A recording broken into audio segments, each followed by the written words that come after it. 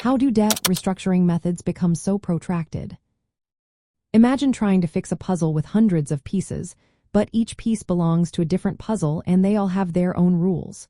That's what happens when countries face debt problems. When a country can't pay back its loans, it needs to negotiate new terms with many creditors. But this process often drags on 4 years. Why does it take so long? Well, first, there's a lot of work involved in figuring out exactly how much debt the country owes. This isn't simple because debts come from different sources like bonds, loans, and official lenders. Each has its own paperwork and terms, making it hard to get a clear picture quickly. Once the total debt is known, negotiations start. These can take months or even years because governments and creditors need to agree on new repayment plans. They have to balance giving debt relief while ensuring the country can recover economically.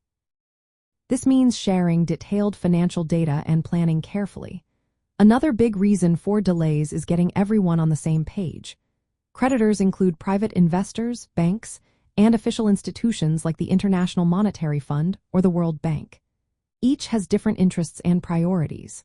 Some might want better repayment terms or refuse to agree at all, hoping to get more money later. These holdouts can slow down the process a lot. Think of Argentina's debt crisis, which lasted many years because of legal battles and stubborn creditors. Plus, sovereign debt doesn't have a formal bankruptcy process like companies do. Instead, countries relying on voluntary agreements and informal groups like the Paris Club of Official Lenders. Without a legal system to force a resolution, negotiations can stall. Historically, some countries have taken nearly a decade to fully resolve their debt issues.